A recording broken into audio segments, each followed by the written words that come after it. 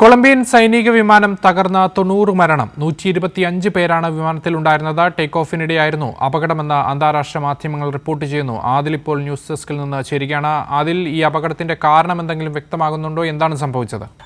അവരുടെ സൈനിക വിമാനം തകർന്നു വീഴുകയും ഏകദേശം 110ഓളം സൈനികരുമായി സഞ്ചരിക്കുകയായിരുന്നു വിമാനം തകർന്നു വീണ് 90ഓളം പേർ കൊല്ലപ്പെട്ടു എന്നുള്ള വാർത്തയാണ് നിലവിൽ വരുന്നത്.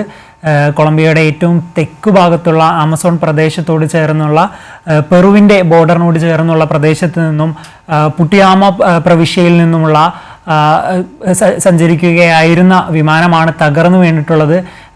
ഈ പ്രധാനമായിട്ടും ഈ സൈനികരെ ഒരു പ്രദേശത്തു നിന്ന് മറ്റൊരു പ്രദേശത്തേക്ക് മാറ്റുന്നതിന് വേണ്ടിയിട്ട് ഉപയോഗപ്പെടുത്തുന്ന സൈനിക വിമാനമാണ് നിലവിൽ തകർന്നതെന്നാണ് മനസ്സിലാക്കാനായിട്ട് സാധിക്കുന്നത്.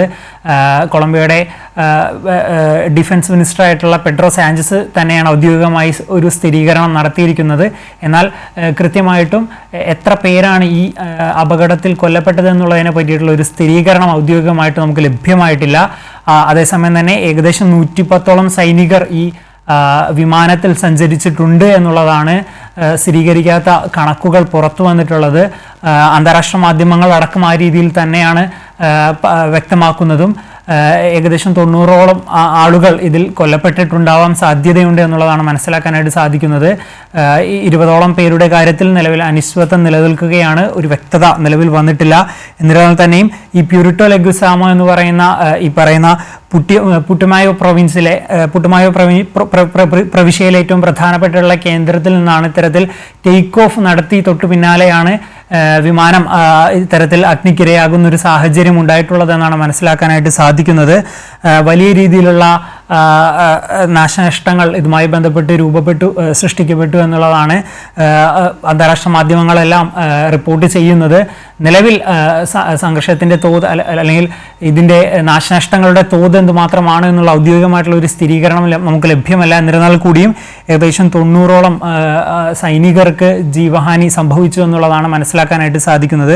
വലിയ ദൗർഭാഗ്യകരമായിട്ടുള്ള ആക്രമണമാണ് ദൗർഭാഗ്യകരമായിട്ടുള്ള സംഭവമാണ് കൊളംബിയയുടെ തെക്കൻ മേഖലയിൽ സംഭവിച്ചിട്ടുള്ളത്. കഴിഞ്ഞ കുറച്ചധികം ദിവസങ്ങൾക്ക് മുൻപാണ് നമുക്ക് സമാനമായിട്ടുള്ള രീതിയിൽ ബൊളീവിയൻ പ്രദേശത്തും ഇത്തരത്തിൽ ഇതേ സൈനിക വിമാനവും ഇത്തരത്തിൽ അപകടത്തിൽ പെടുന്ന ഒരു സാഹചര്യം നമുക്ക് കാണാനായിട്ട് സാധിച്ചിരുന്നു. അന്ന് ഏകദേശം 20ഓളം സൈനികരാണ് ഈ അപകടത്തിൽ കൊല്ലപ്പെടുന്ന ഒരു സാഹചര്യം ഉണ്ടായത്. തൊട്ടടുത്ത ദിവസങ്ങൾക്ക് ശേഷമാണ് ഇപ്പോൾ കൊളംബിയയിലും സമാനമായിട്ടുള്ള ഒരു സാഹചര്യം ഉണ്ടായിട്ടുള്ളത്. ഹെർക്കുലിസ് C-130 എന്ന് പറയുന്ന സൈനിക വിമാനമാണ് ഇത്തരത്തിൽ അപകടത്തിൽ പെട്ടിട്ടുള്ളത്. ഏകദേശം 90ഓളം സൈനികർ ഇതിൽ കൊല്ലപ്പെട്ടു എന്നുള്ളതാണ് മനസ്സിലാക്കാനായിട്ട് സാധിക്കുന്നത് നിലവിലക്ഷയ്. എന്തായാലും ഏറ്റവും ദാരുണമായിട്ടുള്ള സംഭവം, കൊളംബിയൻ സൈനിക വിമാനം തകർന്നു വീണ 90 സൈനികർ മരിച്ചിരിക്കുന്നുവെന്ന വിവരമാണ് ആദിൽ ന്യൂസ് ഡെസ്കിൽ നിന്ന് പങ്കുവച്ചത്.